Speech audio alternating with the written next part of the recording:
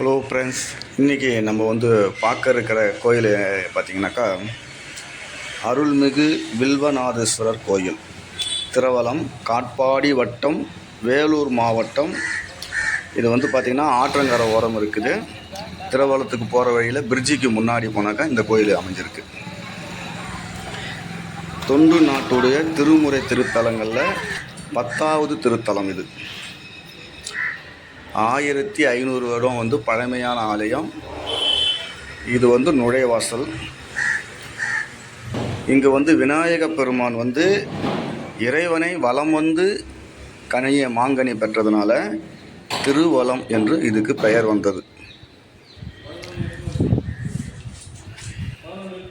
இத்திருத்தலம் வில்வ மரக்காடு, வில்வ வராயணம் எனப்படும் பெயர் பெற்ற தலம் இது.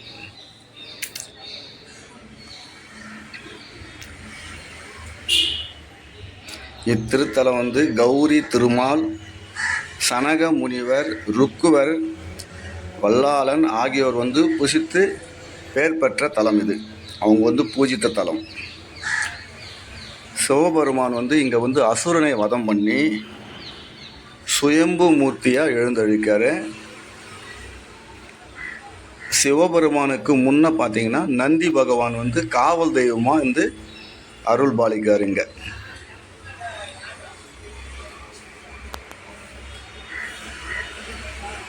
முன்னாடி பார்த்தீங்கன்னா பெரிய ஒரு நந்தி இருக்கும், பின்னாடி பார்த்தீங்கன்னாக்கா சின்ன நந்தி இருக்கும்.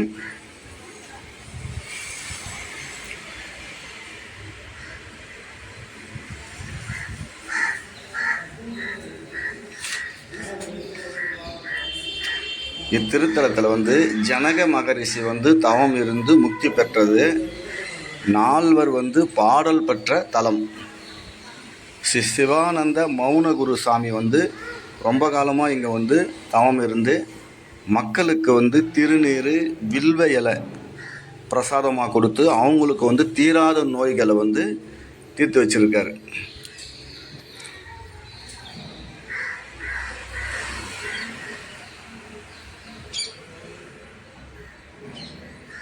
இக்கோயிலில் பிற மூர்த்தங்கள் பார்த்திங்கன்னா காசி விஸ்வநாதர்,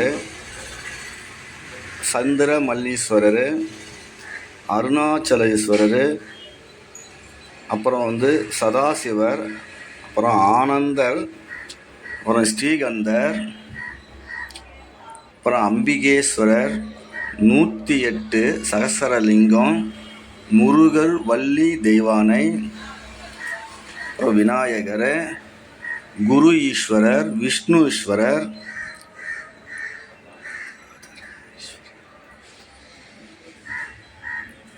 ஆகிய மூர்த்தங்கள் தனித்தனி கோயிலுங்கள் இங்கே அமைஞ்சிருக்கு.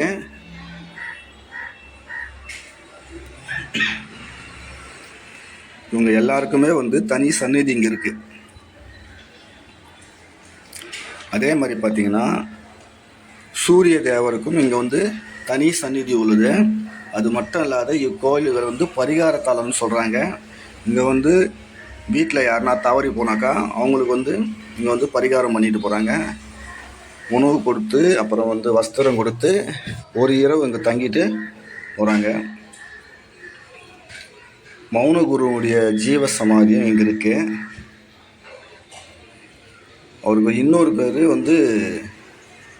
கோணிப்பை சாமியார்னு சொல்லுவாங்க.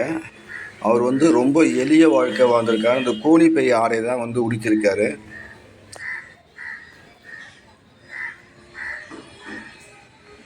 அதே மாதிரி பார்த்திங்கன்னா இங்கே கல்வெட்டில் இருக்கக்கூடிய ஒவ்வொரு தூணிலும் சிற்பங்கள் ரொம்ப பழமையான சிற்பங்கள், ரொம்ப அழகாகவே இருக்கு.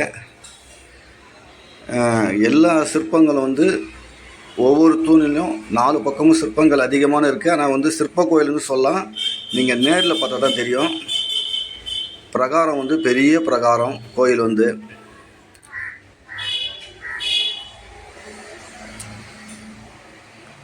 இப்போ என்ன பண்ணுறாங்கன்னா வேலை நடக்குது. இந்த கோயிலில் திருப்பணி நடக்குது.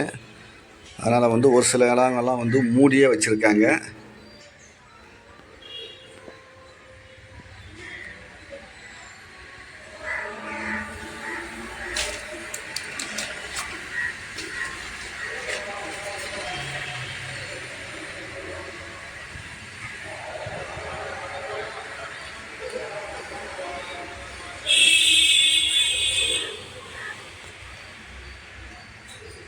இது முழுக்க பார்த்தா பின்புறமும் முன்புறமும் அவ்வளோ இடம் காலி இடமாவே இருக்கு.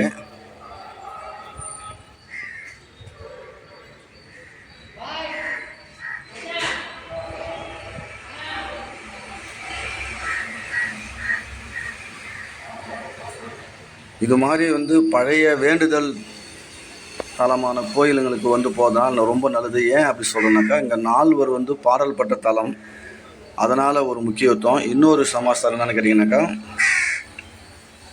இது மாதிரி பழைய தலத்தில் நம்ம அர்ச்சனை பண்ணிட்டோ இல்லை நம்மளுடைய குறைகளை இங்கே வேண்டிங்கனாவோ அது கண்டிப்பாக நிவர்த்தி ஆகும். சோமி அப்படிங்கிற அந்த ஆன்மீக சொற்பொழிவாளர் தான் சொல்லுவார், நம்ம போய் கண்டவன் காலில் விழுதோட கடவுளோட காலில் விழுந்து ரொம்ப நல்லது. அதனால் பழைய கோயிலுங்களுக்கு நம்ம போகிறதுனால கண்டிப்பாக ஏதோ ஒரு புண்ணியம் நமக்கு கிடைக்கும். இங்கே கொஞ்ச நேரம் நீங்கள் உக்காஞ்சிங்கனாவே உங்களுடைய மன அமைதியும் நல்லாயிருக்கும். அதே சமயத்தில் இங்கே இருக்கக்கூடிய கோயிலுங்கெல்லாம் நீங்கள் சுற்றி பார்க்கும்போது உங்கள் மனசுக்குள்ளே இருக்கக்கூடிய சில கெட்ட எண்ணம் கூட உங்களை விட்டு போயிடும். ஆனால் பெரும்பான்மையாக அந்த பழைய கோயிலுக்கு யாரும் வர்றதில்லை. இந்த மாதிரி பழமையான கோயிலில் பார்க்கணும்னு சொன்னாக்கா உங்களுக்கு நேரம் கிடைக்கிறதில்ல. கண்டிப்பாக நீங்கள் இந்த மாதிரி பழமையான கோயில் பார்க்கலாம். ஏன்னா நம்ம ஊரில் சில பேர் காசிக்கு போகணுன்னு நினைப்பாங்க, அதுக்கப்புறம் பார்த்தா கைலாயம் போகணுன்னு நினைப்பாங்க. இங்கெல்லாம் சில பேரால் போக முடியாது. ஆனால் அந்த காசிக்கு நிகரான ஒரு ஆலயம் அப்படின்னு இந்த போர்டிலே போட்டிருக்காங்க. அவ்வளோ பழமையான ஆலயம் இது. இதோட தல வரலாறு நிறைய இருக்குது. அதெல்லாம் சொன்னாக்கா நீங்கள் வீடியோவை தள்ளி பார்த்துருவீங்க. அதுக்காக முடிஞ்ச அளவுக்கு எவ்வளோ சுருக்க முடியுமோ அவ்வளோ சுருக்கியிருக்கிறோம் அதில். அதே மாதிரி இந்த கோயில் இருக்கக்கூடிய குருக்களை கூட சரி, நம்ம போய் இந்த தல வரலாறை கொஞ்சம் பார்த்து சொல்லுங்கள் அப்படின்னு கேட்டால் கூட சில குருக்கள் சொல்லவே கிடையாது. ஏன்னா அப்படி சொன்னால் இந்த கோயிலுக்கு நிறைய பேர் வருவாங்க, அதன் மூலிமா அவங்களுடைய குறைகள் தீரும் அப்படின்னு யோசிக்கிறதே கிடையாது. அதை சொல்கிறதுக்கு கூட இங்கே கஷ்டப்படுவாங்க. எல்லாரையும் சொல்ல ஒரு சில குருக்கள் அது மாதிரி சொல்லுவாங்க. இந்த மாதிரியான ஒரு பழமையான அந்த கோயில்கள் பார்க்கறது ரொம்ப நல்லது. இங்கே பார்த்திங்கனாக்கா தலை விரிச்சல்னு பார்த்திங்கனாக்கா வில்வ மரம் இருக்குது, அப்புறம் நாகலிங்க பூ இருக்குது, இன்னும் நிறைய மரங்கள் உள்ள இருக்குது. இங்கே குளம், தீர்த்த குளமும் உண்டு. பக்கத்தில் ஆறு, அந்த ஆற்றுல குளிச்சுட்டு இங்கே பரிகாரம் பண்ணிட்டு போகிறாங்க ஒரு சில பேர். இந்த கொடி மரத்தை பார்த்த மாதிரி, அதாவது ஆற்றை பார்த்த மாதிரியே பெரிய நந்தியை எப்பவுமே காவல் தெய்வமாக இருக்குதா சொல்கிறாங்க. இந்த பெரிய நந்திக்கு பின்புறம் தான் அந்த சின்ன நந்தி இருக்குது. எப்பவுமே நந்தி பகவான் சிவலிங்கத்தை பார்த்த மாதிரி இருக்கும். ஆனால் இவர் கிழக்கு நோக்கி பார்த்துருக்காரு.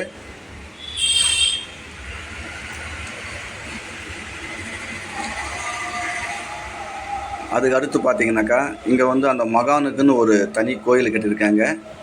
அவர் இங்கே எப்போவுமே காட்சி, மக்களுக்கு காட்சி கொடுக்குற மாதிரியான ஒரு சிலையை வடிவமைச்சிருக்காங்க.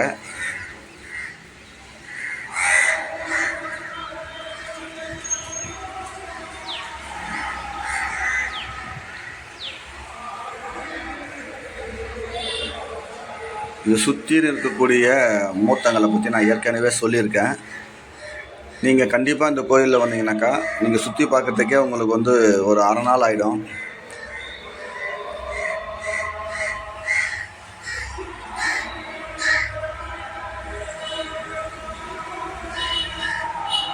இங்கே இருக்கக்கூடிய மகானுடைய திருவுரு சிலை தான் இது.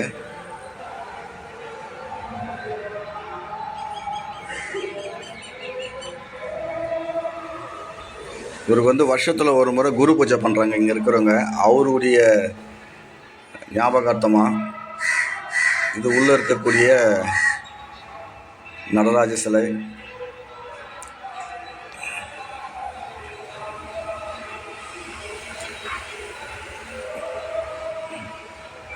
மக்களே, நீங்கள் பயன்பெறன்றதுக்காக தான் நம்ம இவ்வளோ கஷ்டப்பட்டு இந்த வீடியோவை பதிவிடுறோம். இங்கே வந்து சில குறைகளும் தீர்த்தும் போகலாம் நீங்கள் வந்தீங்கன்னாக்கா. இந்த மாதிரியான பழைய கோயிலுக்கு வந்து போகிறதுனால ரொம்ப ஒரு நல்லது. கண்டிப்பாக நீங்கள் வந்து இங்கே இருக்கிற ஆளுங்க, கிட்டே இருக்கக்கூடிய ஆளுங்க இந்த பழமையான கோயிலுக்கு வந்து போகிறதில்ல உங்களுக்கு எந்த ஒரு சிரமம் இருக்காதுன்னு நினைக்கிறேன். நம்ம செலவு பண்ணி எவ்வளோ தூரம் இருக்கிற கோயிலெலாம் போய் பார்க்குறோம். இங்கே இருக்கிற சிவாலயத்துக்கு யாருமே சரியாக போகிறதில்ல. இது பாருங்கள், விநாயகர் வந்து கையில் வந்து அந்த கனியை வச்சுங்கிற மாதிரி, அதாவது வலதுபுறத்தில் அவர் வந்து அந்த கனியை, மாங்கனியை வாங்கதான் சொல்கிறாங்க. அந்த கனியை கையில் வச்சுங்கிறதா அந்த சிலை வடிவமைக்கப்பட்டிருக்கு.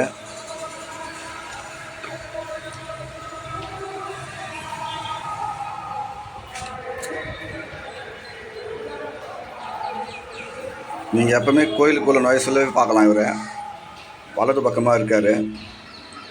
இது வந்து இந்த தலம் வந்து பாடல் பற்ற தலம் அப்படின்றதுக்காக அந்த இடத்துல வச்சுருந்த ஒரு போர்டு இது.